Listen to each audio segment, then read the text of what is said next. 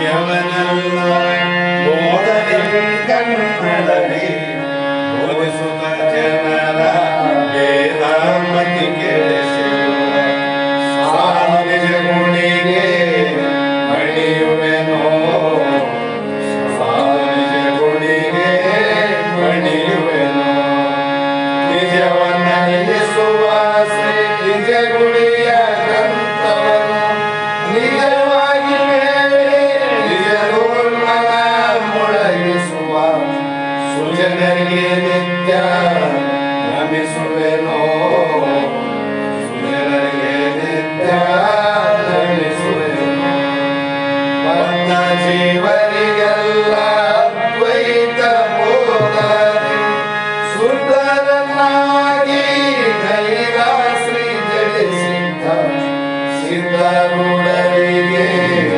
ನತನಪ್ಪೆ ಸಿದ್ಧರುಡರಿಗೆ ನತನಪ್ಪೆ ಬಾಳ ಬಲ ವೇದಾಂತಕ್ಕೆ ಸರಿ ಬಾಳ ಗಜ್ಜರಿಗೆ ತನಕ ಬಾಳ ಕೂಗುತ್ತಲಿರ್ಪರೆ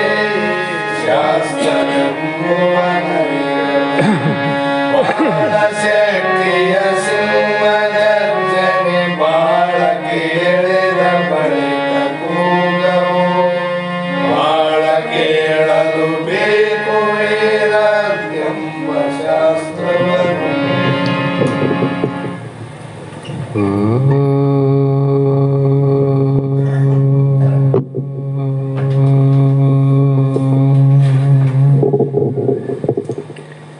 ಚೈತನ್ಯಂ ಶಾಶ್ವತಂ ಶಾಂತಂ ವ್ಯೋಮಾತೀತಂ ನಿರಂಜನಂ ನಾದಬಿಂದುಕಲಾತೀತಂ ತಸ್ಮೈ ಶ್ರೀ ಗುರುವೇ ನಮಃ.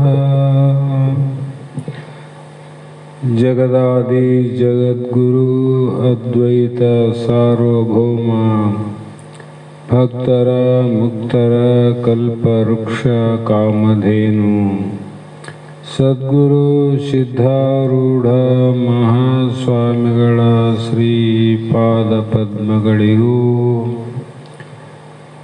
ಆರೂಢ ಜ್ಯೋತಿ ಸದ್ಗುರು ಶಿವಪುತ್ರ ಮಹಾಸ್ವಾಮಿಗಳ ಶ್ರೀಪಾದಗಳಿಗೂ ಶ್ರೋತ್ರಿಯ ಬ್ರಹ್ಮನಿಷ್ಠ ಬ್ರಹ್ಮಲೀನ ಸದ್ಗುರು ಬಸವಾನಂದರ ಚರಣ ಕಮಲಗಳಿಗೂ ಅನಂತ ದೀರ್ಘ ದಂಡ ಪ್ರಣಾಮಗಳನ್ನು ಸಮರ್ಪಿಸುತ್ತ ಸದ್ಗುರು ಸಿದ್ಧಲಿಂಗಪ್ಪ ತಾತ ಕಪಗಲ್ ಇವರನ್ನು ಮನದೋಳು ಪೂಜಿಸುತ್ತ ತಮ್ಮೆಲ್ಲರಿಗೂ ವಂದಿಸುತ್ತ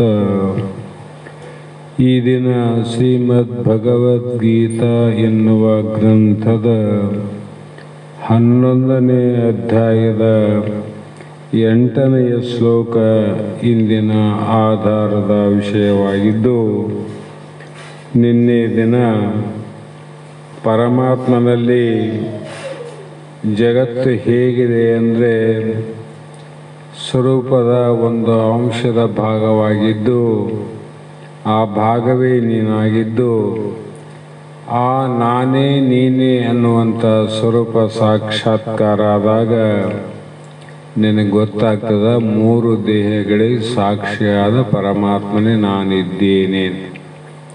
ಸ್ಥೂಲ ದೇಹಕ್ಕೂ ಸೂಕ್ಷ್ಮ ದೇಹಕ್ಕೂ ಕಾರಣ ದೇಹಕ್ಕೂ ಸಾಕ್ಷಿ ಯಾರು? ನಿನ್ನ ಜ್ಞಾನವೇ ಸಾಕ್ಷಿ ಅಲ್ಲ. ಹಾಗಾಗಿ ಆ ಜ್ಞಾನವೇ ನಿನ್ನ ಸ್ವರೂಪ.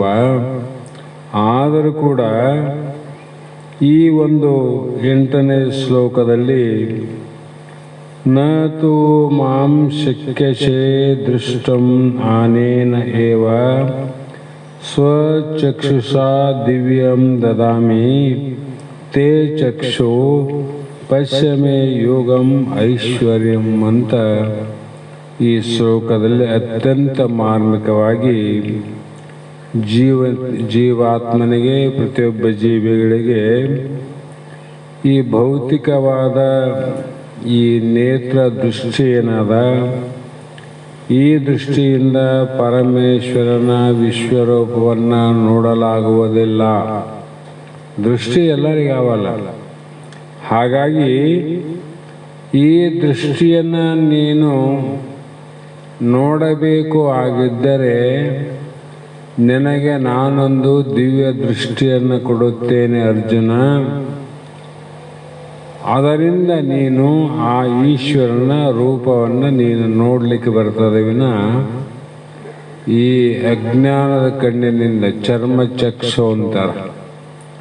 ಚರ್ಮಚಕ್ಷು ಅಂದರೆ ತೊಗಲಿನ ನೇತ್ರಗಳು, ಚರ್ಮಚಕ್ಷು ಅಂದರೆ ಜ್ಞಾನ ನೇತ್ರಗಳು.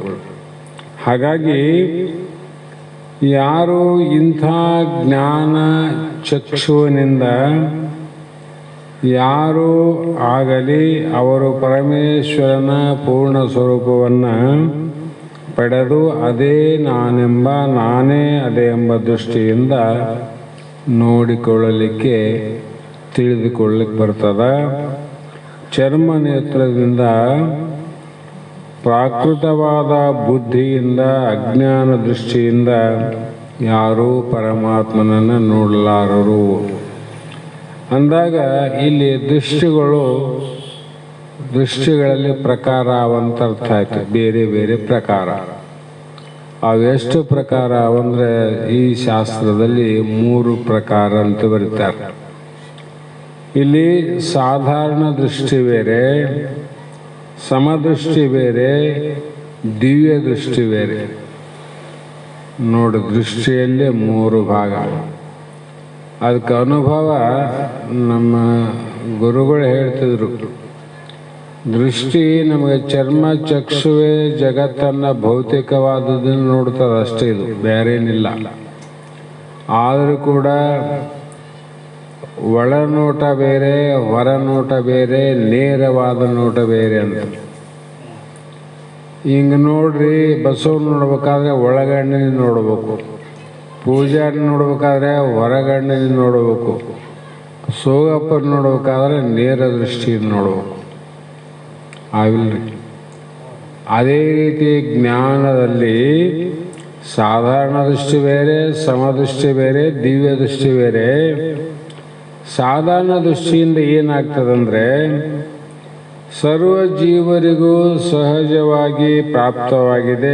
ಇದಕ್ಕೆ ಯಾರು ಯಾವ ರೀತಿಯಾಗಿ ಪ್ರಯತ್ನವನ್ನು ಮಾಡಬೇಕಾಗಿಲ್ಲ.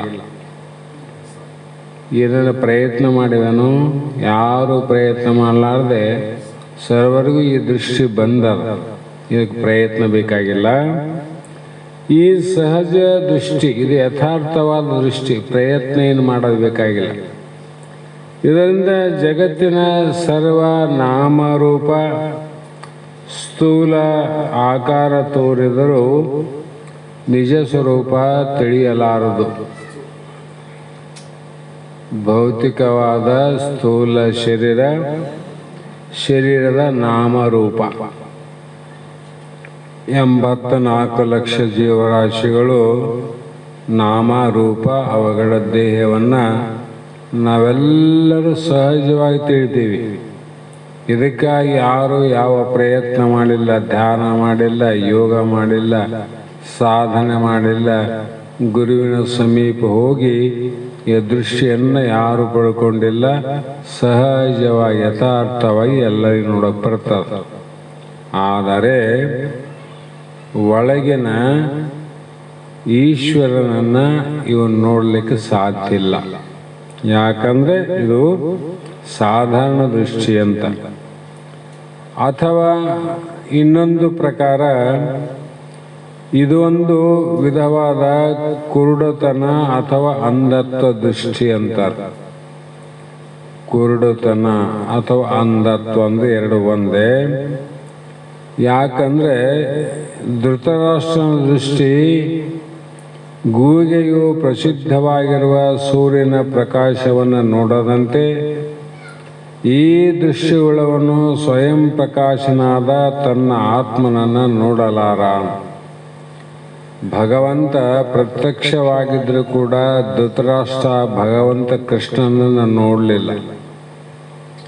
ಹಾಗಾಗಿ ಇದಕ್ಕೆ ಅವಿದ್ಯಾಗ್ರಸ್ತನಾಗಿ ಸಾಧಾರಣ ದೃಷ್ಟಿಯಲ್ಲಿರುವವರು ದೂರದಲ್ಲಿ ಇರುವ ವಸ್ತುವನ್ನು ನೋಡುವ ಶಕ್ತಿ ಕೂಡ ಇಲ್ಲ. ನಮ್ಮ ಕಣ್ಣು ಎಷ್ಟು ದೂರ ಇರ್ತಾವ್ರಿ ಅಂದರೆ ಒಂದು ಅರ್ಧ ಫರ್ಲಾಂಗು ದೂರ ಹರಿಬೋದು. ಅದಕ್ಕಿಂತ ದೂರ ಇರುವಂಥ ವಸ್ತುವನ್ನೇ ನೋಡಲಿಕ್ಕಾಗೋದಿಲ್ಲ. ಆ ಕಾರಣದಿಂದ ಅದು ನಾಮರೂಪವನ್ನು ಭೇದಿಸುವಂಥ ದೃಷ್ಟಿಯಲ್ಲ.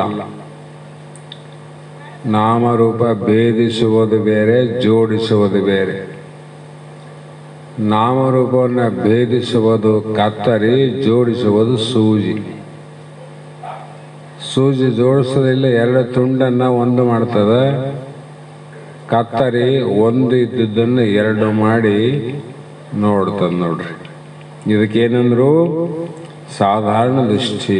ಎಲ್ಲರಿಗಾವ, ಪ್ರಾಣಿಗಳಿಗಾವ, ಪಕ್ಷಿಗಳಿಗಾವ.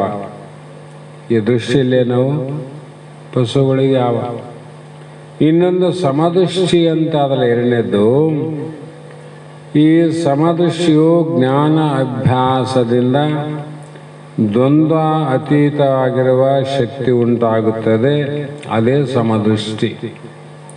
ಇದು ಎದರಿಂದ ಬರ್ತದ? ಪ್ರಯತ್ನದಿಂದ ಬರ್ತದ.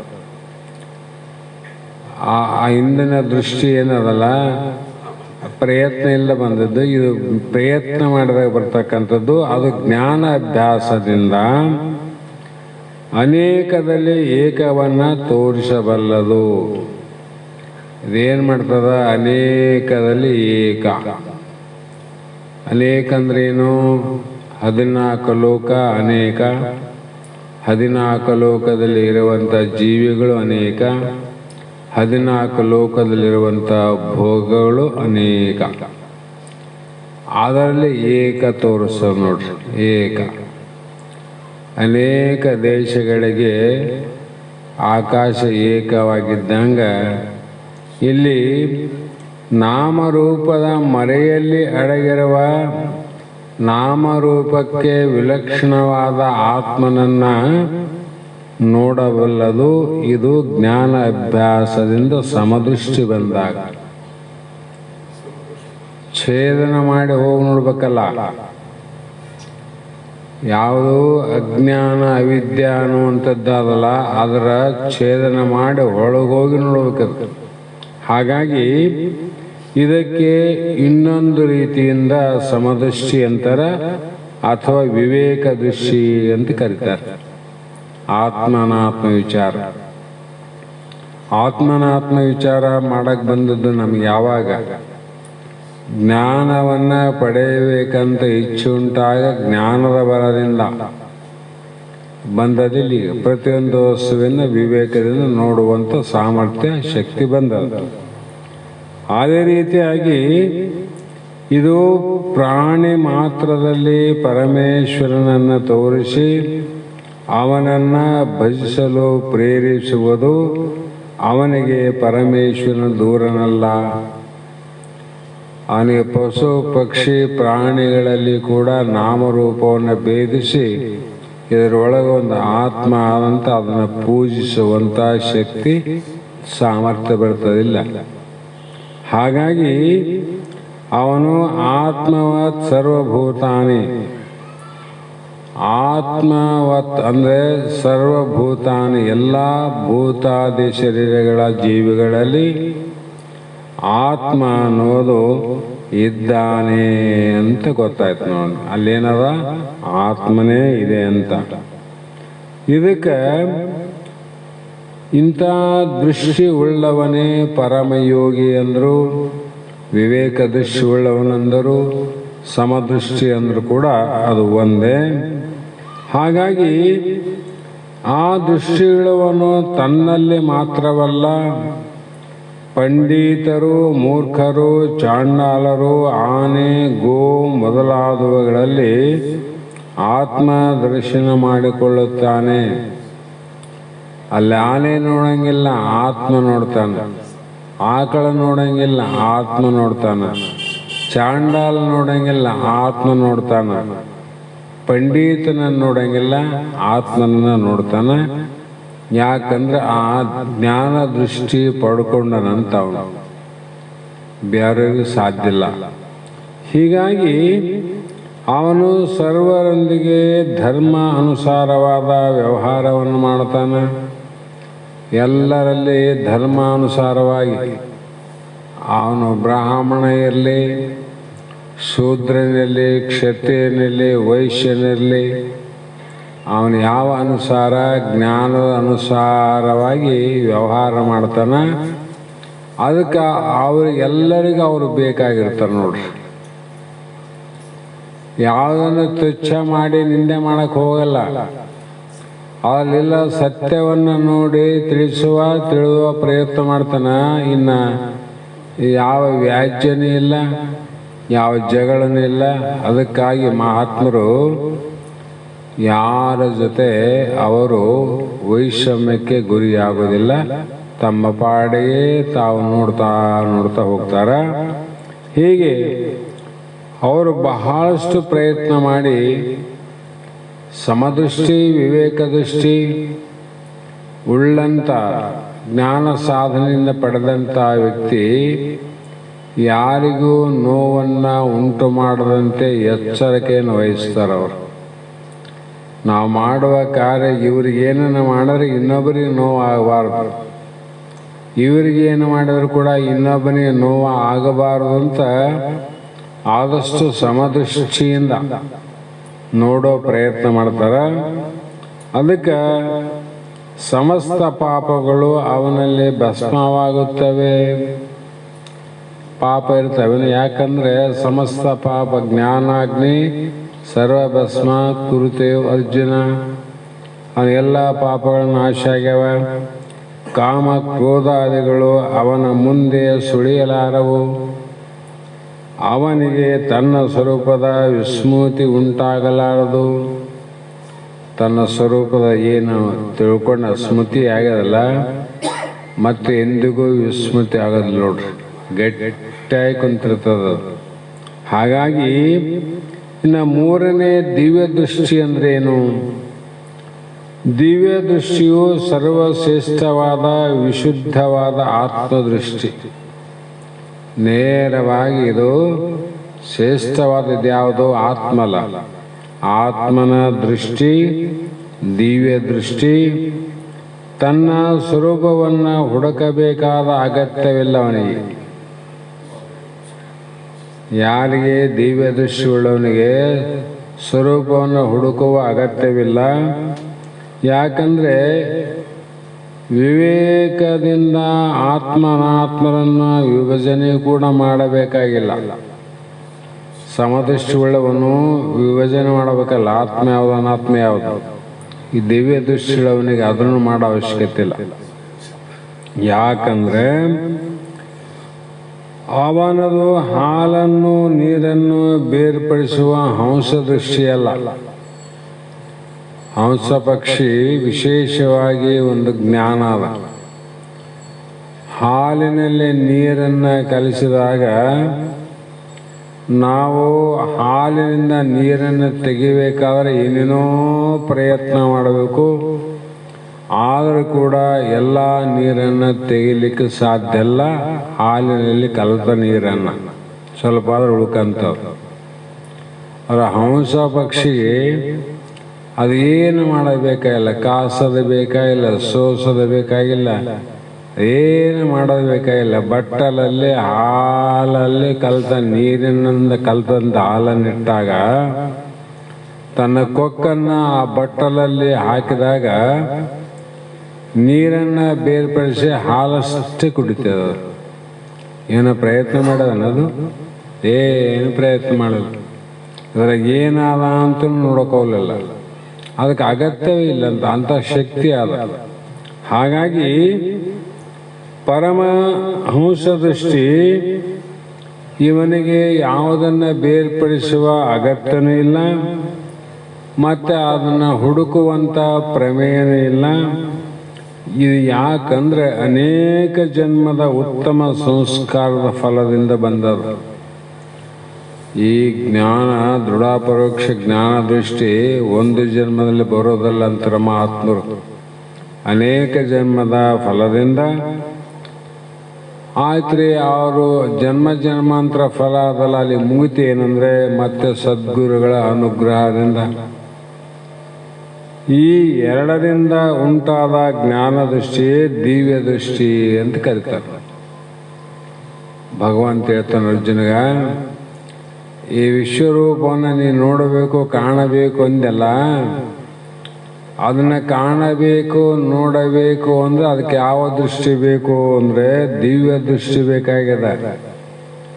ನಿನ್ನ ಈಗಿರುವಂಥ ಸಾಮಾನ್ಯ ದೃಷ್ಟಿಯಿಂದ ನೋಡ್ಲಿಕ್ಕೆ ಬರೋದಿಲ್ಲ. ಆ ಕಾರಣದಿಂದ ಸದ್ಗುರುನಾಥನು ಶಿಷ್ಯನಿಗೆ ಮಹಾ ದೀಕ್ಷೆಯನ್ನು ಕೊಟ್ಟಾಗ ಅವನ ಜ್ಞಾನ ದೃಷ್ಟಿಯು ದೊರೆಯುತ್ತದೆ. ಯಾರು ಸದ್ಗುರುನಾಥ ಅಂತಪ್ಪ ಶಿಷ್ಯನಿಗೆ ಉಪದೇಶವನ್ನು ಕೊಟ್ಟಾಗ ಜ್ಞಾನ ದೀಕ್ಷೆ ಪ್ರಾಪ್ತಿಯಾಗ್ತದೆ. ಯಾಕಂದರೆ ಆತ ಬೋಧ ಮಾಡುವ ದೃಷ್ಟಿನೇ ಸಮದೃಷ್ಟಿ. ಅವ್ರೇನು ಹೇಳ್ತಾರೆ, ತತ್ವಮಸಿ ಮಹಾವಾಕ್ಯವನ್ನು ಆಧಾರವಿಟ್ಟುಕೊಂಡು ಮಂತ್ರೋಪದೇಶ ಮಾಡ್ತಾರಿಲ್ಲ. ಹೀಗಾಗಿ ಚಕ್ಷುರೋ ನಿಯಮಿತಂ ಏನ ತಸ್ಮೈ ಶ್ರೀ ಗುರುವೇ ನಮಃ. ಶಿಷ್ಯನಲ್ಲಿ ಮೂರನೇ ನೇತ್ರವನ್ನು ತೆರೆಯವಲ್ಲಂಥವನೇ ಗುರುವು, ಸದ್ಗುರು. ದಿವ್ಯ ದೃಷ್ಟಿಯಲ್ಲಿ ಅದ. ಈ ಎರಡರಲ್ಲಿ ಚರ್ಮದೃಷ್ಟಿನೇ ಅವಲ್ಲ. ಮತ್ತು ಇದ್ರಾಗ ಏನನ್ನು ತುಂಬಾಕೋದ್ರೆ ಕಸ ತುಂಬಿದ ಗಡಿಗೆಗ ಏನನ್ನು ತುಂಬಿದ್ರೆ ಕಸನೇ ಆಗ್ತದೆ, ಹೌದಿಲ್ಲ? ಮತ್ತು ಜ್ಞಾನ ದೃಷ್ಟಿ ತುಂಬಬೇಕಾದ್ರೆ ಸದ್ಗುರುನಾಥ ಮೂರನೆಯ ಜ್ಞಾನ ದೃಷ್ಟಿಯನ್ನು ಅವನಿಗೆ ಕೊಟ್ಟು ದಿವ್ಯ ದೃಷ್ಟಿಯನ್ನು ಕೊಡುವ ಬಲ್ಲವನೇ ಸದ್ಗುರು. ನೇತ್ರದಲ್ಲಿ ದೋಷವಿದ್ದವನು ಸುಂದರವಾದ ವಸ್ತುಗಳನ್ನು ನೋಡುತ್ತಲೇ ಆ ವಸ್ತು ತುಂಡಾಗಿ ಹೋಗದಂತೆ ದಿವ್ಯ ದೃಷ್ಟಿಯುಳ್ಳ ಸದ್ಗುರುವು ತನ್ನ ದಿವ್ಯ ದೃಷ್ಟಿಯನ್ನು ತೆರೆದು ಶಿಷ್ಯನನ್ನು ನೋಡುತ್ತಲೇ ಅವನ ದೇಹಾತ್ಮ ಬುದ್ಧಿಯು ಚೂರು ಚೂರಾಗಿ ಹೋಗುತ್ತದೆ. ಸಾಮಾನ್ಯವಾಗಿ ಒಂದು ವಸ್ತುವನ್ನು ನೋಡಿದರೆ ಆ ನೋಡಿದ ವಸ್ತು ಎರಡು ತುಂಡಾಗ್ತಾವ. ಅದಕ್ಕೆ ಕೆಲವರು ಅಂತಾರೆ ಅವನ ದೃಷ್ಟಿ ಬೀಳ್ಬಾರ್ದಪ್ಪ, ಆ ಒಂದು ಹೋಗಿ ಎರಡು ಆಗ್ತಾವ ಅಂತ ಹೇಳ್ತಾರಿಲ್ಲ. ಅದರಂತೆ ದಿವ್ಯ ಜ್ಞಾನಿಯ ದೃಷ್ಟಿ ಹೇಗಿದೆ ಅಂದರೆ ಎರಡಾವಲ್ಲ, ಅದರಲ್ಲಿ ದೇಹಾತ್ಮ ಬುದ್ಧಿ ಅನ್ನುವಂಥ ವಸ್ತು ಅದ. ಆ ಬುದ್ಧಿ ಆ ಒಂದು ದಿವ್ಯ ದೃಷ್ಟಿಯಿಂದ ಚೂರು ಚೂರಾಗಿ ಹೋಗ್ತದೆ ನೋಡ್ರಿ, ಹೋಗ್ತದಿಲ್ಲ? ಹಾಗಾಗಿ ಅವನ ದಿವ್ಯ ನೇತ್ರವು ತೆರೆದು ಅವನು ಮತ್ತೊಬ್ಬರಿಗೂ ಜ್ಞಾನವನ್ನು ಕೊಡಬಲ್ಲನು. ಆ ದೃಷ್ಟಿಯನ್ನು ಪಡೆದುಕೊಂಡಂಥ ಶಿಷ್ಯ ಮತ್ತೊಬ್ಬರಿಗೆ ಆ ಜ್ಞಾನ ದೃಷ್ಟಿಯನ್ನು ಕೊಡಬಲ್ಲನು, ಕೊಡ್ತಾನ ನೋಡ್ರ. ಅವನು ಒಂದು ಮನೆಯಲ್ಲಿ ಒಂದು ದೀಪಕ್ಕೆ ಅಗ್ನಿ ಸ್ಪರ್ಶ ಮಾಡಿದಾಗ ಬೆಳಕು ಬರ್ತದೆ. ಆ ದೀಪ ಏನು ಮಾಡ್ತದ, ಮತ್ತೊಂದು ದೀಪವನ್ನು ಬೆಳಗಿಸ್ತದೆ, ಅದು ಮತ್ತೊಂದು ದೀಪವನ್ನು ಬೆಳಗಿಸ್ತದೆ. ಮೊದಲನೇ ದೀಪಕ್ಕೆ ಬೆಳಕಿದ್ದಿಲ್ಲ ಅಂದರೆ ಎರಡನೇ ದೀಪ ಎಲ್ಲಿ ಬೆಳೀತದ? ಸಾಧ್ಯ ಇಲ್ಲ. ಅದಕ್ಕೆ ಗುರುವಿನ ದಿವ್ಯ ದೃಷ್ಟಿ ಅನುಗ್ರಹ ಏನು ಮಾಡ್ತಂದ್ರೆ ಮತ್ತೊಬ್ಬನಿಗೆ ಜ್ಞಾನ ದೃಷ್ಟಿಯನ್ನು ಕೊಡಬಲ್ಲದು. ಅದಕ್ಕೇನ್ರಿ ಅಂದರೆ ಪರಂಪರೆಗಳೇ ಸಾಕ್ಷಿ ಅಂತ. ಜಗತ್ತಿನಲ್ಲಿ ಯಾವುದೇ ಜ್ಞಾನದ ಪರಂಪರೆಯಲ್ಲಿ ಅವೆಲ್ಲ ಸಾಕ್ಷಿ ಅವಲ್ಲ. ಅವರು ಶಿಷ್ಯನಿಗೆ ಕೊಟ್ಟರು, ಆ ಶಿಷ್ಯ ಅವರ ಶಿಷ್ಯರಿಗೆ ಕೊಟ್ಟ, ಹೀಗೆ ಪರಂಪರೆ ಬೆಳೀತಾ ಬಂತು. ಅದೇ ರೀತಿಯಾಗಿ ವೇದದಲ್ಲಿ ದಿವ್ಯ ದೃಷ್ಟಿಯನ್ನು ಕುರಿತು, ಹೇ ದಿವ್ಯ ದೃಷ್ಟಿ ಎಂಬ ದೇವಿಯೇ, ನಿನ್ನ ಅನುಗ್ರಹದಿಂದ ಈ ಪುರುಷನು ಸರ್ವತ್ರ ನೋಡಬಲ್ಲನು, ಸರ್ವ ಪದಾರ್ಥಗಳಲ್ಲಿಯೂ ನನ್ನನ್ನೇ ನೋಡಬಲ್ಲನು, ತನ್ನಲ್ಲಿಯೂ ಸರ್ವವನ್ನು ನೋಡಬಲ್ಲವನು. ಅವನಿಗೆ ದೂರ ಹತ್ತಿರ ಮೇಲೆ ಕೆಳಗೆ ಎಂಬ ಭಾವನೆ ಇಲ್ಲ, ಸರ್ವವು ತಾನೇ ತಾನಾಗಿರುತ್ತಾನೆ. ಆತಗ ಭಾಳ ದೂರವಿಲ್ಲವೋ ಮುಖತೆ ದೂರವಿಲ್ಲವೋ, ದೂರ ಆದಂತೆ ಇದ್ರಲ್ಲ ಅವರು. ಅದರಂತೆ ಮೇಲಾದ ಕೆಳಗಿಲ್ಲ ಅಂದಿಲ್ಲ, ಕೆಳಗಾದ ಮೇಲಿಲ್ಲ ಅಂತ ಹೇಳಿಲ್ಲ. ಆಗಿಲ್ಲ, ಹೋಗಿಲ್ಲ, ಮೇಲಿಲ್ಲ, ಕೆಳಗಿಲ್ಲ, ಲಿಂಗಕ್ಕೆ ದೇಗುಲವೇ ಇಲ್ಲ. ಸರ್ವಜ್ಞ ಕೂಡ ಹೇಳೇನಿಲ್ಲ. ಹಾಗಾಗಿ ಆ ದೃಶ್ಯವು ಜ್ಞಾನಮಯವಾದರೆ ಜಗತ್ತು ಬ್ರಹ್ಮಮಯ ಆಗ್ತದೆ. ಜಗತ್ತು ಬ್ರಹ್ಮಮಯ ಕಾಣಬೇಕಾದ್ರೆ ನಮಗೆ ಜ್ಞಾನಮಯ ಆಗಬೇಕಲ್ಲ. ನಮಗೆ ಜ್ಞಾನಮಯ ಆದರೆ ಜಗತ್ತು ಬ್ರಹ್ಮಮಯ ಕಾಣ್ತದೆ. ಹಾಗಾಗಿ ಇಲ್ಲಿ ಅನ್ನಮಯ, ಪ್ರಾಣಮಯ, ಮನೋಮಯ, ವಿಜ್ಞಾನಮಯ, ಆನಂದಮಯ ಈ 5 ಕೋಶಕ್ಕೆ ವಿಭಿನ್ನವಾದದ್ದು ಜ್ಞಾನಮಯ. ನೋಡ್ರಿ, 5 ಕೋಶಗಳನ್ನು ತಿಳಿತದೆ. ಅದು ನಮಗೆ ಆಗಬೇಕು. ನಮ್ಮ ಕಣ್ಣಿಗೆ ಯಾವ ಚಾಳೆ ಸಾಕಿ ನೋಡ್ತೇವೆ ಅದೇ ಬಣ್ಣದ ಪ್ರಕಾರ ಜಗತ್ತು ಕಾಣ್ತದಿಲ್ಲ. ಜಗತ್ತು ಕೆಂಪಗೆ ಕಾಣಬೇಕಂತ ನಾನು ಹಸಿರು ಚಸ್ಮ ಹಾಕಿದ್ರೆ ಮತ್ತು ಕೆಂಪು ಯಾಕೆ ಕಾಣಲಿಲ್ಲ? ನಿನ್ನ ನೋಡುವ ಕಣ್ಣಿಗೆ ಕೆಂಪ ಇಲ್ಲ, ಹಸಿರಾದ, ಅದಕ್ಕೆ ಹಸಿರು ಕಾಣ್ತದೆ. ಕೆಂಪು ಕಾಣಬೇಕಾದ್ರೆ ಹಸಿರು ಕಿತ್ತೆ ಹಾಕು, ಕೆಂಪು ಗ್ಲಾಸ್ ಹಾಕಿ ನೋಡು, ಕೆಂಪು ಕಾಣ್ತದೆ. ಅಂದರೆ ನೀ ನೋಡುವ ನೇತ್ರಕ್ಕೆ ದೃಷ್ಟಿ ಯಾವ ರೀತಿ ಬಲಿತದ, ಯದೃಶ್ಯಂ ತನ್ನಷ್ಟಂ, ಅದೇ ಪ್ರಕಾರವಾಗಿ ಜಗತ್ತು ಕಾಣ್ತದ ಅರ್ಜುನ. ಇನ್ನು ಯೋಗ ಶಾಸ್ತ್ರಗಳಲ್ಲಿ, ಅನಂತ ಶಾಸ್ತ್ರಗಳಲ್ಲಿ ನಾನಾ ಪ್ರಕಾರ ಹೇಳಿದರೂ ಕೂಡ ದಿವ್ಯ ದೃಷ್ಟಿಯ ಪ್ರಭಾವ ಇಲ್ಲದೆ ಈ ಜ್ಞಾನ ದೃಷ್ಟಿಯನ್ನು ಶಿಷ್ಯನಾದ ಅರ್ಜುನನಿಗೆ ಬೋಧಕ ಗುರುವಾದ ಶ್ರೀಕೃಷ್ಣನು ಅನುಗ್ರಹಿಸಿ ತನ್ನ ಯೋಗ ಐಶ್ವರ್ಯವನ್ನು ನೋಡೆಂದು ಹೇಳಿದ. ತನ್ನಲ್ಲಿ ಈ ಎಂಥ ಐಶ್ವರ್ಯ ಅಂತ ಹೇಳಿದವನು? ಯೋಗ ಐಶ್ವರ್ಯ, ಜ್ಞಾನ ಸಂಪತ್ತು ಅಂತ ಅರ್ಥ. ಉಳಿದ ಸಂಪತ್ತುಗಳು ನಾಶ ಆತವ. ಯಾವಾಗ ಆತವ್ರಿ ಅಂದರೆ ಹಣೆ ಬರ ಚಂದ ಇತ್ತು ಅಂದರೆ ಇರ್ತಾವ, ನೀನು ಹೋದಾಗಂತೂ ನಾಶ ಆಗವೆ. ದೈವ ಇತ್ತು ಅಂದರೆ ನಿನ್ನ ಮಕ್ಕಳಿಗೂ ಇರ್ಬೋದು, ಮೊಮ್ಮಕ್ಕಳಿಗಿರ್ಬೋದು, ಆಮೇಲೆ ಮತ್ತೆ ಅವರಿಗೂ ಚಿಪ್ಪೆ ಬರೋದು, ನಾಶ ಆಗದೆ. ಯಾವುದು ಒಂದು ಬಂದಾದ ಅಂದಾಗ ಅದರಿಂದ ಇನ್ನೊಂದು ಆದಂತ ತಿಳ್ಕೋಬೇಕು. ಬಲಗಾಲು ಮುಂದಿಟ್ಟು ನೋಡ್ರಿ, ಬಲಗಾಲು ಮುಂದಿಟ್ಟು ನೋಡ್ರಿ, ಎಡಗಾಲು ಮುಂದೆ ಬರ್ತದಂತ ಅರ್ಥ. ಕಿತ್ತ ಕಲ್ಕ ಎಡಗಾಲು ಮುಂದೆ ಹತ್ತಿಲ್ಲ. ಎಡಗಾಲು ಮುಂದಾಯ್ತ್ರಿ, ಬಲಗಾಲಿಂದ ಅಂದ್ರೆ ಮತ್ತೆ ಅದು ಕಿತ್ತ ತಕ್ಷಣ ಬಲಗಾಲು ಮುಂದಾಗ್ತದೆ, ಮತ್ತೆ ಎಡಗಾಲಿಂದ ಆಗ್ತದೆ. ಅದಂತೆ ಉಳಿದ ಸಂಪತ್ತೇನಾವಲ್ಲ, ಒಂದು ಮುಂದಿದ್ರೆ ಹಿಂದಾದ. ಬಡತನವೆಂಬ ಮಂತ್ರವಾದಿ ಬೆಳಿಗ್ಗೆ ಹೋಗಲು ಒಡನೆ ನುಡಿವರು ಓಂ ನಮಃ ಶಿವಾಯ ಎಂಬ ಮಹಾಮಂತ್ರವು ಅಂತ ಬರ್ತಾರೆ. ಯಾವಾಗ ಪಾಪ ಹೆಚ್ಚಾದಂಗೆಲ್ಲ ದೀಪದ ಎಣ್ಣೆ ಕಡಿಮೆ ಆದಂಗಲ್ಲ. ನಾವು ತಿಳ್ಕೋಬೇಕು. ನಮ್ಮ ಅನುಭವಕ್ಕೆ ಬರೋಕ್ಕಾದ್ರೆ ನಮ್ಮಲ್ಲಿ ಅನಾಚಾರ, ಅನಿತ್ಯ ಅಥವಾ ಇನ್ನೂ ಬೇರೆ ಬೇರೆ ಗುಣಗಳು ನಮ್ಮಲ್ಲಿ ಪ್ರವೇಶ ಆಗ್ತವ ಅಂತಂದ್ರೆ ನಮ್ಮನ್ನು ಹಿಂದಕ್ಕೆ ಹಾಕಕ್ಕೆ ಬೆನ್ನತ್ತವಂತ ತಿಳ್ಕೋಬೇಕು. ಹಾಕೇ ಬಿಡ್ತಾವ. ಇವತ್ತಿಲ್ಲ ನಾಳೆ ಆದರೂ ಹಾಕದೆ ಅಂತ. ಅದಕ್ಕೆ ಮಹಾತ್ಮರು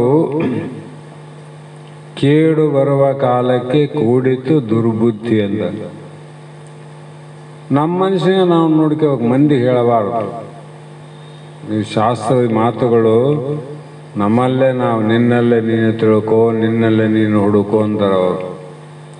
ನಾವು ಮಂದಿಯಲ್ಲೇ ಹುಡುಕ್ತೀವಿ, ಮಂದಿ ತಿಳ್ಕೊಂತೀವಿ, ನಮ್ಮ ಹುಡುಕ್ತೀವಿ, ಅದಕ್ಕಾಗಿ ಇಲ್ಲಿ ಮಹಾತ್ಮರು ಸದ್ಗುರುಗಳ ಅನುಗ್ರಹದಿಂದ ಜಿಜ್ಞಾಸುಗಳೆಲ್ಲರೂ ಇಂತಹ ದೃಷ್ಟಿ ಉಂಟಾಗಲಿ ಎನ್ನುವಂಥ ಮಾತನ್ನು ಇಲ್ಲಿ ಹೇಳ್ತಾ ಮುಂದಿನ 9ನೇ ಶ್ಲೋಕದಲ್ಲಿ ಮುಂದುವರೆದು ಅರ್ಜುನ ಏನು ಹೇಳ್ತಾನಂದ್ರೆ, ಕೃಷ್ಣ ಇಲ್ಲಿ ಏವಂ ಉಕ್ತ್ವಾ ತಥಾ ರಾಜನ್ ಮಹಾಯೋಗೇಶ್ವರಃ ಹರಿ ದರ್ಶಯಾಮಾಸ ಪಾರ್ಥಾಯ ಪರಮಂ ರೂಪಂ ಐಶ್ವರ್ಯಂ. ಇಲ್ಲಿ ಸಂಜಯ ಹೇಳಿದ, ಎಲೈ ರಾಜ, ಮಹಾಯೋಗೇಶ್ವರನಾದ ಪಾಪನಾಶಕ ಭಗವಂತ ಏನು ನಾಶ ಮಾಡಕ್ಕೆ ಬಂದನ? ಪಾಪವನ್ನು ನಾಶ ಮಾಡೋದಕ್ಕೆ, ದುಷ್ಟರನ್ನು ನಿಗ್ರಹಿಸಿ ಶಿಷ್ಟರನ್ನು ರಕ್ಷಣೆ ಮಾಡೋದಕ್ಕಾಗಿ ಬಂದದ್ದು.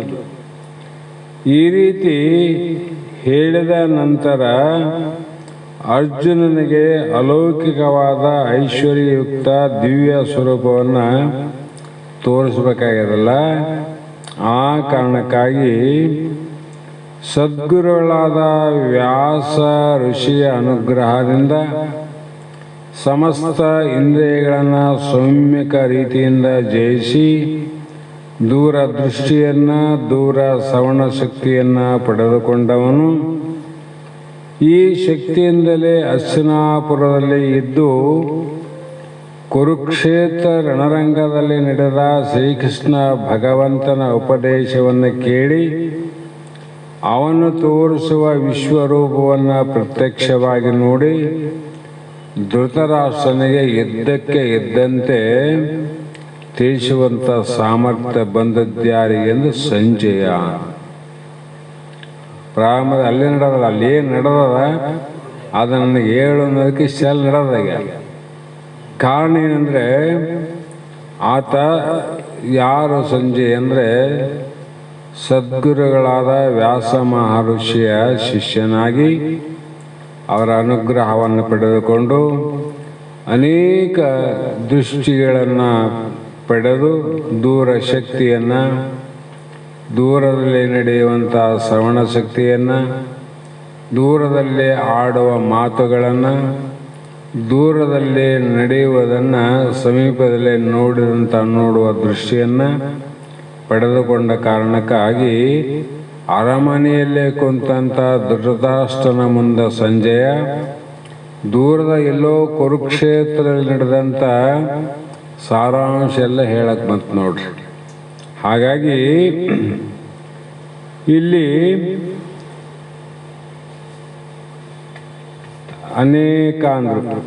ಅನೇಕಂದ್ರೆ ಅನೇಕ ವಕ್ತ್ರನಯನಂ, ಅನೇಕ ಅದ್ಭುತ ದರ್ಶನಂ, ಅನೇಕ ದಿವ್ಯ ಆಭರಣಂ, ದಿವ್ಯ ಅನೇಕೋದ್ಯತ ಆಯುಧಂ. ಅಂದರೆ ಇಲ್ಲಿ ಅನೇಕ ಮುಖವುಳ್ಳವನು, ಅನೇಕ ನೇತ್ರವುಳ್ಳವನು, ಅನೇಕ ಅದ್ಭುತ ದರ್ಶನಗಳಿಂದ ಕೂಡಿದವನು, ಅನೇಕ ಪ್ರಕಾರದ ದಿವ್ಯವಾದ ಆಭರಣವನ್ನು ಧರಿಸಿದವನು, ಅಷ್ಟಲ್ಲದೆ ದಿವ್ಯವಾದ ಶಸ್ತ್ರಗಳನ್ನು ಹಿಡಿದಿರುವವನು. ಈ ರೀತಿ ವಿಶ್ವರೂಪವನ್ನು ಸಂಜಯನು ನೋಡಿ ಹೇಳ್ತಾನೆ. ಸುಮ್ಮನೆ ಹೇಳಂಗಿಲ್ಲ, ಅವನು ಅಲ್ಲಿ ನೋಡಿ ಹೇಳ್ತಾನೆ. ಏನಂದರೆ ಅನೇಕ ಮುಖ ನೇತ್ರಗಳು, ಅನೇಕ ಪ್ರಕಾರದ ದರ್ಶನಗಳು, ಅನೇಕ ಪ್ರಕಾರದ ಆಭರಣಭೂಷಿತನು, ನಾನಾ ಪ್ರಕಾರದ ದಿವ್ಯ ಅಸ್ತ್ರಗಳನ್ನು ಹಿಡಿದುಕೊಂಡಿರುವನು. ಋಷಿಗಳು ವಿಶ್ವಪುರುಷನನ್ನು ದರ್ಶನ ಮಾಡಿಕೊಂಡು ಆ ವಿಶ್ವಪುರುಷನ ವರ್ಣನೆಯನ್ನು ಸಹಸ್ರ ಶೀರ್ಷ ಪುರುಷ, ಸಹಸ್ರಾಕ್ಷ, ಸಹ ಪ್ರಸಾದ್ ಅಂತ ವೇದಗಳಲ್ಲಿ ವರ್ಣಿಸುವಾಗ ಅನೇಕ ಪ್ರಕಾರವಾಗಿ ನಡೆದು ಅದು ಒಂದೊಂದು ವಿಚಾರಕ್ಕೆ ಅನಂತ ರೀತಿ ದೃಷ್ಟಾಂತಗಳನ್ನು ಬಡದಾರ. ಯಾಕಂದರೆ ಒಂದು ಸಿನಿಮಾ ನಡೀತದ, ಸಿನಿಮಾ ಪರದೆಯ ಮೇಲೆ ವಿಚಿತ್ರವಾದ ಅನೇಕ ದರ್ಶನಗಳು. ಹಳ್ಳಗಳು ಹರಿತಾವ, ಮಳೆ ಬಂದಂಗೆ ಆತದ, ನದಿ ತುಂಬಿದಂಗೆ ಆತದ, ಪ್ರವಾಹ ಬಂದಂಗೆ ಆತದ, ಊರು ಕೊಚ್ಚಿಕೊಂಡು ಹೋದಂಗೆ ಆತದ. ಒಂದೊಂದು ಸಲ ಮಹಾ ಅರಣ್ಯ ಬೆಳೆದಾದ, ಬೆಂಕಿ ಬಿದ್ದಂಗಾಗದ, ಕಾಡೆಲ್ಲ ಸುಟ್ಟು ಬೂದಿ ಹಾಕತ್ತದ. ಇನ್ನೂ ಎಷ್ಟೋ ಸಲ ಗಾಳಿ ಬಿಟ್ಟಾದ, ಆ ಗಾಳಿಗೆ ಅನಂತ ರೀತಿಯ ಕಂಪನಗಳು ಏನೇನೋ ನಷ್ಟಗಳು ನಡೀತಾವಲ್ಲ. ಎಲ್ಲಿ? ಸಿನಿಮಾ ಪರದೆಯ ಮೇಲೆ ನಡೆದವು.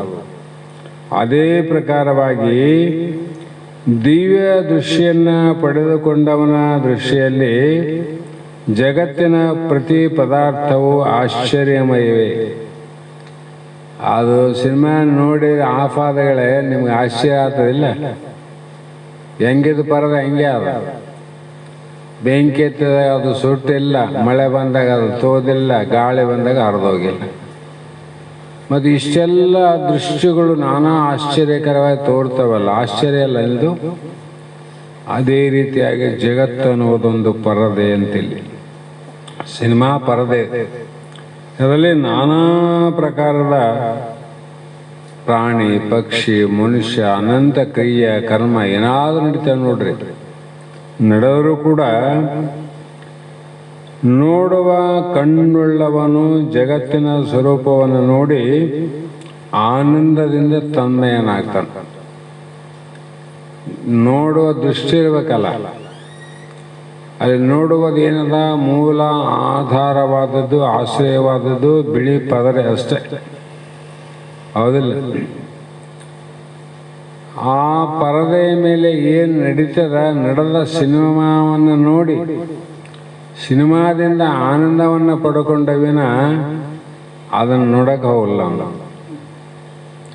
ಅದರಂತೆ ನೀನು ಜಗತ್ತಿನ ವಿಶ್ವರೂಪ ಏನದ, ಇದೆಲ್ಲ ನಡೆದಲ್ಲ, ಇದರಲ್ಲಿ ನಡೆದದನ್ನು ನೋಡಿ ನೀನು ಆನಂದ ಪಡುವಿನ ಅದನ್ನು ನೀನು ಯಾಕಂತ ನೋಡಕ್ಕೆ ಹೋಗಬೇಡ ಅಂತ. ಅದು ಪರದೆಯ ಆಟ ಅಂತ. ಹಾಗಾಗಿ ಇಲ್ಲಿ ಜಗತ್ತಿನ ಪ್ರತಿ ಪದಾರ್ಥಗಳು ಆಸಕ್ತ ಬುದ್ಧಿಯಿಂದ ನೋಡುವವರಿಗೆ ಸುಖ ದುಃಖಗಳನ್ನು ಉಂಟು ಮಾಡುತ್ತವೆ. ನೋಡುವವನು ತನ್ನ ಭಾವನೆಯಂತೆ ನೋಡುತ್ತಾನೆ. ನಿತ್ಯವೂ ನೂತನವಾದ, ವಿಚಿತ್ರವಾದ, ಆಶ್ಚರ್ಯಕರವಾದ ದೃಶ್ಯಗಳನ್ನು ನೋಡಿ ಮನುಷ್ಯನು ಚಕಿತನಾಗುತ್ತಾನೆ. ಸಿನಿಮಾ ನೋಡಿ ಎಷ್ಟು ಆಶ್ಚರ್ಯ ಆಗ್ತದಿಲ್ಲ? ಅದರಂತೆ ಇಲ್ಲಿ ನೋಡುವ ದೃಶ್ಯವುಳ್ಳವನಿಗೆ ಜಗತ್ತಿನಲ್ಲಿ ನಡೆಯುವಂಥ ನಾನಾ ಪ್ರಕಾರದ ಸುಖ ದುಃಖ, ಮೇಲು ಕೀಳು, ಶ್ರೀಮಂತಿಕೆ ಬಡತನ, ಶ್ರೇಷ್ಠ ಕನಿಷ್ಠ, ಇವೆಲ್ಲ ವ್ಯವಹಾರಗಳನ್ನು ನೋಡಿ ಆಶ್ಚರ್ಯ ಪಡ್ತಾರೆ ಅವ್ರ ಜ್ಞಾನಿಗಳು. ಏನು ಪರಮಾತ್ಮ ಭಗವಂತ ನಿನ್ನ ದಿವ್ಯ ಯುವತಿಯಲ್ಲಿ ಏನೇನು ಲೀಲೆಗಳು ಅಡಿಗೆವೋ, ಯಾವ್ಯಾವ ಲೀಲೆಯಿಂದ ಜಗತ್ತು ನಡೆಸ್ತೋ, ಇದೊಂದು ದೊಡ್ಡ ಆಶ್ಚರ್ಯಪ್ಪ. ಸಣ್ಣ ಪರದ ಮೇಲೆ ಎಂಥ 14 ಲೋಕವೇ ಅಲ್ಲಿ ತೋರ್ತಾವ ನೋಡ್ರಿ, ಎಷ್ಟಾದ ಪರದ. ಹಾಗಾಗಿ ಅನೇಕ ಅದ್ಭುತ ದರ್ಶನಗಳು ಉಳ್ಳದ್ದೆಂದು ಅರ್ಜುನನು ನೋಡಿದನು. ಆಗ ಅನೇಕ ದಿವ್ಯ ಆಭರಣಗಳಿಂದ ಭೂಷಿತನಾದವನು, ಅಂದರೆ ಆಭರಣ ಅಂತ ಇಲ್ಲಿ ಹೇಳಿದ್ದು ಬೆಳ್ಳಿ, ಬಂಗಾರ, ತಾಮ್ರದಿಂದ ಮಾಡಿದ ಆಭರಣ ಅಂತ ತಿಳಿಬಾರದು. ಸದ್ಗುಣಗಳೇ ಆಭರಣ, ಸರ್ವಭೂಷಣ ಗುಣಗಳೇ ಭೂಷಣ. ಸರ್ವಕ್ಕೆ ಮಣಿಹೇ ಮಾದಗಳು ಭೂಷಣವಲ್ಲ, ಸದ್ಗುಣಗಳು. ಆ ದಿವ್ಯ ಗುಣಗಳೇ ಆಭರಣ ಅಂದ್ರೇನು? ಇಲ್ಲಿ ವಿವೇಕ, ವೈರಾಗ್ಯ, ಶಮ, ದಮ, ಸಾಧನ ಚತುಷ್ಟಯ ಸಂಪನ್ನನಾಗಿ ಆತ ಮುಮುಕ್ಷತ್ವದ ಏಕ ಗುರಿಯನ್ನು ಹೊಂದುವಂಥ ಗುಣಶೀಲನಾಗಿದ್ದರೆ ಇವೇ ಆಭರಣಗಳು. ಹಾಗಾಗಿ ಬಂಗಾರದ ಆಭರಣಗಳನ್ನು ಇವಿಲ್ಲದೆ ಬಂಗಾರದ ಆಭರಣಗಳನ್ನು ಎಷ್ಟು ಹಾಕಿದರೂ ಕೂಡ ಹೆಣಕ್ಕೆ ಶೃಂಗಾರ ಮಾಡಿದಂತೆ. ಹೆಣದ ಮೇಲೆ ಶೃಂಗಾರಕ್ಕಾಗಿ ಆಭರಣ ಕೊರಳು ತುಂಬ, ಮೈ ತುಂಬ, ಕೈ ತುಂಬ ಆಭರಣ ಹಾಕಿದ್ರೆ ಏನಾಯ್ತಂತ ನಿನಗಲ್ಲಿ. ಹೆಣಕ್ಕೆ ಶೃಂಗಾರ ಮಾಡಿದ್ರೆ ಹೆಂಗೆ ನಿಷ್ಫಲದ, ಅದರಂತೆ ಸದ್ಗುಣ ಇಲ್ಲದೆ ಎಷ್ಟೇ ಆಭರಣಗಳನ್ನು ನೀನು ಹಾಕಿದ್ರು ಕೂಡ ಅವು ಜ್ಞಾನಿಗಳ ದೃಷ್ಟಿಯಲ್ಲಿ ನಿಷ್ಫಲ, ಫಲ ಕೊಡಂಗಿಲ್ಲ. ಸದ್ಗುಣಗಳಿಂದ ಸೌಂದರ್ಯ ವೃದ್ಧಿಯಾಗುತ್ತದೆ. ಸದ್ಗುಣಗಳಲ್ಲಿ ಏನದಂದ್ರೆ ಅಲ್ಲಿ ಆ ವ್ಯಕ್ತಿಯ ಸೌಂದರ್ಯ ಹೆಚ್ಚಬೇಕಾಗಿದ್ರೆ ಅವನ ಸದ್ಗುಣಗಳ ಕಾಂತಿಯೇ ಕಾರಣ, ಸದ್ಗುಣಗಳ ಕ್ರಾಂತಿ. ಹಾಗಾಗಿ ಆ ಸದ್ಗುಣಗಳಿಂದ ಅವನ ಕ್ರಾಂತಿ ವೃದ್ಧಿ ಆಗ್ತದ. ಮತ್ತು ಜಡವಾದ ಪದಾರ್ಥಗಳಿಂದ ಮಾಡಿದ ಆಭರಣಗಳ ಶೃಂಗಾರದಿಂದ ಕಾಮ ಕ್ರೋಧಾದಿಗಳೇ ಅಭಿವೃದ್ಧಿ ಆಗ್ತವ. ಇದನ್ನ ಲಕ್ಷಿಸಬೇಕು. ಬಂಗಾರ ಹಾಕೋರು ನಮ್ಮಲ್ಲಿ ಏನು ಮಾಡ್ತದ, ಕಾಮ ಕ್ರೋಧಾದಿಗಳು ಇನ್ನೊಬ್ಬರಲ್ಲಿ ಇಲ್ಲದನ್ನು ನನ್ನಲ್ಲಿ ಆದನ್ನುವಂಥದ್ದು ಅಹಂಕಾರ ಬರ್ತದ. ತನಗಿಂತ ಹೆಚ್ಚು ಅಲ್ಲಿ ನೋಡಿದಾಗ ಕ್ರೋಧ ಉಂಟಾಗ್ತದೆ. ಅವರಲ್ಲಿ ಅಷ್ಟಾದ ನಮ್ಮಲ್ಲಿನ ಇಷ್ಟೇ ಆದ, ನಿನಗಿದು ಯಾಕೆ ಬೇಕಿತ್ತಂತ. ಅದೇನು ಜಡ, ಅದೇನು ಕಲ್ಲು ಹಾಕಿ ಅನ್ನೋದೇನು ಬಂಗಾರ ಹಾಕದೇನು. ಕಲ್ಲು ಜಡ ಅದ, ಕಬ್ಬಿಣ ಜಡ ಅದ, ಬಂಗಾರ ಜಡ ಅದ, ಉಕ್ಕು ಜಡ ಅದ. ಆದ್ದರಿಂದ ಏನು ನಮಗೆ ಶಾಂತಿ ಆಗ್ತಿತ್ತಂದರೆ ಅದನ್ನು ನಾವು ಹಾಕೊಂಡು ತಪ್ಪಲ್ಲ. ಅದಕ್ಕೆ ಯಾರಿಗೇನ ಮತ್ತೆ ಕ್ರಾಂತಿ ಆಗ್ತದ. ಕಾಮಕ್ರೋಧಾದಿಗಳು ಹೆಚ್ಚಾಗಿ ಸಾತ್ವಿಕ ಗುಣಗಳೆಂಬ ಆಭರಣಗಳಿಂದ ಪವಿತ್ರತೆಯು ದೈವಿ ಗುಣಗಳು ವಿಕಾಸವಾಗುತ್ತವೆ. ಸಾತ್ವಿಕ ಗುಣ ಬೇಕಲ್ಲಿ. ಇದರಿಂದ ಗುಣವಿಶಿಷ್ಟವಾದ ಆಭೂಷಣಗಳು ಆನಂದಮಯವಾಗಿ ಸಂಸ್ಕೃತಿ, ಸಾಹಿತ್ಯ, ಆಧ್ಯಾತ್ಮಿಕತೆ ಮತ್ತು ಶುದ್ಧ ಚಾರಿತ್ರ್ಯವಿಲ್ಲದ ಆಭೂಷಣಗಳು ಮಿಲಿನ ವಾಸನೆಯನ್ನು ಅಭಿವೃದ್ಧಿ ಮಾಡುತ್ತವೆ. ಪ್ರಕೃತಿಯಲ್ಲಿ ಜೀವನನ್ನು ಸೌಂದರ್ಯಮಯನಾಗಿ ಮಾಡುವ ಅನೇಕ ಸಾಮಗ್ರಿಗಳವ. ಅವೇ ವಿರಾಟ ಪುರುಷನ ದಿವ್ಯ ಆಭರಣಗಳು. ಇವು ನೋಡ ಆಭರಣ, ನಾನು ಹೇಳಿದ ಗುಣಗಳು ಅವೇ ಆಭರಣ. ಅದನ್ನು ಜ್ಞಾನದ ವೃದ್ಧಿಗಾಗಿ ನಮಗೆ ಬದಲಾವಣೆ ಮಾಡ್ತಾವ. ನಮ್ಮ ಜ್ಞಾನ ವೃದ್ಧಿಗೆ ನಷ್ಟ ಮಾಡುವಂಥ ಆಭರಣ ಹಾಕ್ಕೊಂಡು ನಮಗೆ ಜ್ಞಾನ ವೃದ್ಧಿ ಆಗಲ್ಲ ಅಂದ್ರೆ ಹೆಂಗಾಗ್ತಾವ. ಮುಳ್ಳು ಜೋಬೆಯಲ್ಲಿ ಹಾಕೊಂಡು ಚುಚ್ಚಬಾರ್ದಂದ್ರೆ ಹೆಂಗೆ ಬಿಡ್ತಾವವು, ಚುಚ್ಚವೇ. ಅದಕ್ಕೆ ಎಷ್ಟೋ ಜನ ಶ್ರೀಮಂತರು ಇವತ್ತು ಕೂಡ ಕೆಲವರು ತಮ್ಮ ಕಳ್ಳತನ ಅಥವಾ ಇನ್ನೊಂದು ಭಯದಿಂದ ಮನೆಯಲ್ಲಿಟ್ಟವರ, ಕೆಲವು ಯಾವ ಭಯ ಭೀತಿ ಇಲ್ಲದಿದ್ರು ಕೂಡ ಅವರು ಕೊರಳಲ್ಲಿ ಒಂದು 10-20 ಗ್ರಾಮದ ಚೈನ್ ಕೂಡ ಹಾಕಲಾರದಂತೆ ಎಷ್ಟೋ ಅಗರ್ಭ ಶ್ರೀಮಂತರಾದ. ಬಂಗಾರ ಇರಬಾರ್ದಂತಲ್ಲ, ಎಷ್ಟಾದ್ರಲ್ಲಿ ಮನೆಗೆ ಆ ಬಂಗಾರ ನಮ್ಮ ಮೈ ಮೇಲೆ ಬಂದಾಗ ನಮಗೆ ಅಹಂಕಾರ, ಕಾಮಕ್ರೋಧಕ್ಕೆ ಕಾರಣ ಆಗಬಾರ್ದು ಮತ್ತು ಭಯಕ್ಕೆ ಕಾರಣ ಆಗಬಾರ್ದು. ಇವತ್ತು ನೋಡ್ರಿ, ಈಗಿನ ಕಾಲದಲ್ಲಿ ಒಂದು 5 ಗ್ರಾಮು 10 ಗ್ರಾಮು ಒಂದು 10 ತೊಲೆ ಬಂಗಾರ ಕೊರಳಲ್ಲಿ ಇತ್ತು ಅಂದರೆ ಅವ್ರ ಕೊರಳಿಗೆಲ್ಲಿ ಹಾಕೊಂಡಾರ ಅವ್ರ ಒಳಗೆ ದಗದಗ ಅದ, ಸಮಾಧಾನ ಇಲ್ಲ ಅವ್ರಿಗೆ. ಅದು ಎಷ್ಟು ಕಾಳಜಿ ಮಾಡಬೇಕು, ಎಷ್ಟಂತ ಮಾಡ್ತೀರಿ. ನಾವೆಲ್ಲಿನ ಹೋಗಿವಂದ್ರೆ ನಮ್ಮ ಮನಸ್ಸಲ್ಲಿ ಅದ, ಬಂಗಾರ ಮೇಲೆ ಅದ. ನಾವೇನು ಮಾಡಕೊಂತೀವಿ ಅಲ್ಲಿ ಮನಸ್ಸಿಲ್ಲ ಅಂದಾಗ ಅಲ್ಲಿ ಹೋದಾಗ ಅದು ಅಸ್ತವ್ಯಸ್ತ ಆಗಿಬಿಡ್ತದೆ. ನಾವೇನು ತಿಳ್ಕೊಂಡಿವಿ, ಬಂಗಾರ ಹಾಕದೇ ಇದ್ರೆ ನಮ್ಗೆ ಜಗತ್ತು ಏನೋ ತಿಳ್ಕಂತದಂತ ಸೋಕಿಗೆ ಹಾಕೊಂಬಂದೆ ಭಾಳ. ಬಂಗಾರ ಆದಂತ ಗೊತ್ತಿರಬೇಕು ಮಂದಿಗೆ, ಹಾಕಬಾರದು, ಅದು ಶ್ರೀಮಂತಿಕೆ. ಇರಬೇಕು ಬಂಗಾರ, ಹಾಕಬಾರ್ದೇನು ಪೂರ್ತಿ ಹಾಕಬಾರಂತ, ಎಷ್ಟು ಬೇಕು ಇಷ್ಟಿದ್ರೂ ಕೂಡ ಅವರಿಗೆ ನಮ್ಮಲ್ಲಿ ಆದಂಥ ಅಹಂಕಾರನೇ ಇಲ್ಲ ನೋಡುವಂತೆ ಜನ ಅಂತಾರಿಲ್ಲ. ಮತ್ತು ಗೌರವ ಬಂತು, ಬಂಗಾರದಿಂದ ಬಂತು, ಹಾಕೋದ್ರಿಂದ ಬಂತು, ಹಾಕದೇ ಇದ್ದಾಗ ಬಂತು. ಇಷ್ಟು ವಿಚಾರ ಮಾಡಕ್ಕೆ ನೋಡ್ರಿ. ಹಾಗಾಗಿ ಇಂಥ ಅನೇಕ ಆಭರಣಗಳನ್ನು ಕಳೆದ ಮೇಲೆ ಉಳಿಯುವುದೇ ಅವನ ಬ್ರಾಹ್ಮ್ಯ ಸ್ವರೂಪ. ಇವೆಲ್ಲ ಏನವ ಬ್ರಹ್ಮ ಸ್ವರೂಪ ನಿನಗೆ ಕಾಣ್ತದೆ, ಇವೆಲ್ಲ ನೀನಲ್ಲಲ್ಲ ವಿವೇಕ ವೈರಾಗಿ. ಹಾಗಾಗಿ ನಾನಾ ಪ್ರಕಾರದ ದಿವ್ಯ ಅಸ್ತ್ರವನ್ನು ಹಿಡಿದವನಂದರು. ಅರ್ಜುನನು ತನ್ನ ಇಷ್ಟ ದೇವತೆಯ ಅನೇಕ ಶಸ್ತ್ರಗಳನ್ನು ಹಿಡಿದಿರುವಂತೆ ನೋಡಿದನು. ಅವೇ ಇಲ್ಲಿ ಶಸ್ತ್ರಗಳಾದವು ಅಂದರು. ಯಾಕಾದವು? ವಿಶ್ವದಲ್ಲಿ ಜಗತ್ತಿನಲ್ಲಿ ಕಾಣುವಂಥ ಪ್ರತಿ ಪದಾರ್ಥವು ಶಸ್ತ್ರಗಳೇ. ಯಾವುದನ್ನು ನೋಡ್ರಿ ಅವೆಲ್ಲ ಶಸ್ತ್ರಗಳೇ. ಯಾಕಂದರೆ ಪ್ರತಿ ಪದಾರ್ಥವು ಈ ಶಸ್ತ್ರಗಳಿಂದ ಹೋರಾಡಿ ತನ್ನ ಅಸ್ತಿತ್ವವನ್ನು ಉಳಿಸಿಕೊಳ್ಳುತ್ತದೆ. ಯಾವುದರ ಶಸ್ತ್ರವು ಬಲವಾಗಿರುವುದು ಅದು ಬಲಹೀನವಾದ ಶಕ್ತಿಯುಳ್ಳ ಪಾರಮಾರ್ಥವನ್ನು ತುಳಿದು ಬಿಡುತ್ತದೆ. ಇದು ನೋಡು ಶಸ್ತ್ರಗಳು. ಅವಿವೇಕ, ಅಜ್ಞಾನ,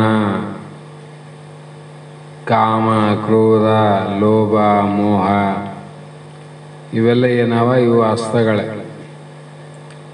ಇವೇನು ಮಾಡ್ತಾವಂದರೆ ಬಲಶಾಲಿಯಾದಂಥ ಶಾಸ್ತ್ರಗಳನ್ನು ಹೋರಾಡಬಲ್ಲುವಂಥ ಸಾಮರ್ಥ್ಯ ಪಡ್ಕಂತ, ಶಾಸ್ತ್ರಗಳನ್ನೇ ತುಳಿಯುವಂಥ ಸಾಮರ್ಥ್ಯ ಹೊಂದಿವೆ ಇವು. ನಮ್ಮಲ್ಲಿ ಅವಲ್ಲ. ಇವಕ್ಕೆ ಅಸ್ತ್ರ ಅನ್ಬೇಕು, ಇವಕ್ಕೆ ಶಾಸ್ತ್ರ ಅನ್ಬೇಕು. ಹೀಗೆ ಭಗವಂತನು ಈ ಆಯುಧಗಳು ದಿವ್ಯಗಳಾದ್ದರಿಂದ ದುಷ್ಟರು ಇವುಗಳಿಗೆ ಭಯಪಡುತ್ತಾರೆ. ಯಾಕಂದರೆ ಅದು ಬಲಿಷ್ಠವಾದದ್ದು. ಶಸ್ತ್ರ ಯಾವುದು? ಶಾಸ್ತ್ರ. ಶಾಸ್ತ್ರೋಕ್ತಂ ಶಾಸನಂ. ಇಲ್ಲಿ ಶಾಸ್ತ್ರದಲ್ಲಿ ಶಸ್ತ್ರಗಳು ಯಾವುವು ಅಂದರೆ ಇವೇನು ನೋಡ್ರಿ. ಗುರುಗಳಿಂದ ಸದ್ಗುಣಗಳಿಂದ ಜ್ಞಾನದಿಂದ ಪ್ರಾಪ್ತಿ ಮಾಡಿಕೊಂಡಂಥ ದಿವ್ಯ ನೇತ್ರ ದೃಷ್ಟಿಯೇನವ ಇವು ಮಹಾ ಆಯುಧಗಳು. ಶಿಷ್ಯರು ಇಂಥ ಆಯುಧಗಳು ನನ್ನಲ್ಲಿ ಆವಂತ ನೋಡಿ ಏನು ಮಾಡಬೇಕು ಅಂದರೆ ದುಷ್ಟರು ಇವುಗಳಿಂದ ಭಯಪಡುತ್ತಾರೆ, ಶಿಷ್ಟರು ಇವುಗಳನ್ನು ನೋಡಿ ಆನಂದ ಪಡ್ತಾರೆ. ನೋಡ್ರಿ, ದುರ್ಗುಣ ಇದ್ದವ್ರು ಏನು ಮಾಡ್ತಾರೆ? ದುಃಖ ಪಡ್ತಾರಿಲ್ಲ. ಇವರು ಅದೇ ಶಸ್ತ್ರಗಳಿಂದ ಆನಂದ ಪಡ್ತಾರೆ.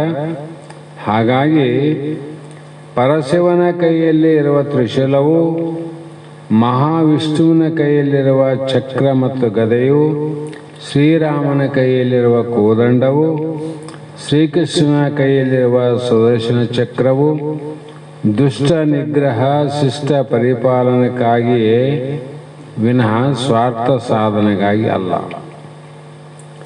ಅರ್ಜುನನು ಈ ರೀತಿಯ ಪರಮಾತ್ಮನ ವಿಶ್ವರೂಪವನ್ನು ಈ ರೀತಿಯಾಗಿ ನೋಡ್ತಾ ನೋಡ್ತಾ ತನ್ನಲ್ಲಿ ತಾನು ತನ್ಮಯನಾದನು ಅಂತ ಈ ಶ್ಲೋಕದಲ್ಲಿ ಹೇಳ್ತಾ ಬಂದರು. ಇಲ್ಲಿಗೆ ಸಮಯ ಆದ ಕಾರಣ ಇಂದಿನ ಶಾಸ್ತ್ರದ ಪುಷ್ಪಗಳನ್ನು ಗುರುಪಾದಕ್ಕೆ ಸಮರ್ಪಿಸಿ ನಾವು ನೀವು ಧನ್ಯರಾಗೋಣ ಅನ್ನುವ ಮಾತನ್ನು ಹೇಳಿ ಮಂಗಲವನ್ನು ಹೇಳ್ರಿ.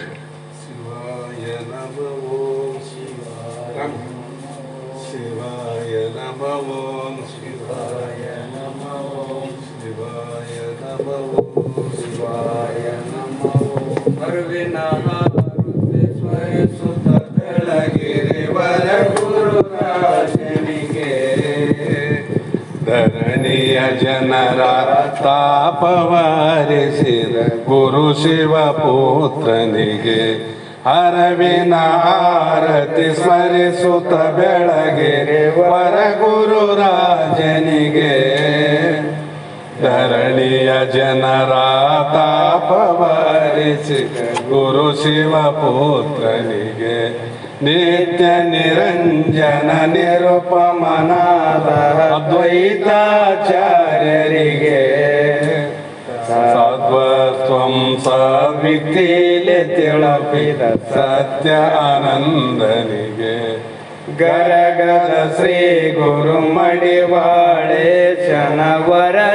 ಶನವರದಿಂಜನಿಸಿದಗೆ ಪರಮ ಸದ್ಗುರು ಶ್ರೀ ಸಿದ್ಧರೂಢರ ಕರುಣೆಯ ಕಂದನಿಗೆ ವರ ನಿಜ ಗುಣ ವಿರಚಿತ ಶಾಸ್ತ್ರದ ಗುರುತನು ತಿಳಪಿದಗೆ ಮೆರೆಯುವ ಹುಬ್ಬಳ್ಳಿ ಶಾಂತಾಶ್ರಮದೊಳು ಅರುಷದಿ ವಾಸಿಪಗೆ ಅರವಿನ ಆರತಿ ಸ್ಮರಿಸುತ್ತ ಬೆಳಗಿರಿ ವರ ಗುರು ರಾಜನಿಗೆ ಕರ್ಣಿಯ ಜನರ ತಾಪವಾರಿಸಿದ ಗುರು ಶಿವ ಪುತ್ರನಿಗೆ ಹರವೋಂ ಚೈತನ್ಯಂ ಶಾಶ್ವತಂ ಶಾಂತಂ ವ್ಯೋಮಾತೀತಂ ನಿರಂಜನಂ ನಾದಬಿಂದುಕಲಾತೀತಂ ತಸ್ಮೈ ಶ್ರೀ ಗುರವೇ ನಮಃ श्रीमद् जगद्गुरु सिद्धारूढ़ स्वामी महाराज की जय।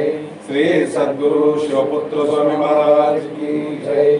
श्री सद्गुरु बसवानंद स्वामी महाराज की जय। श्री सद्गुरु अभिनव महाराज की जय। सकल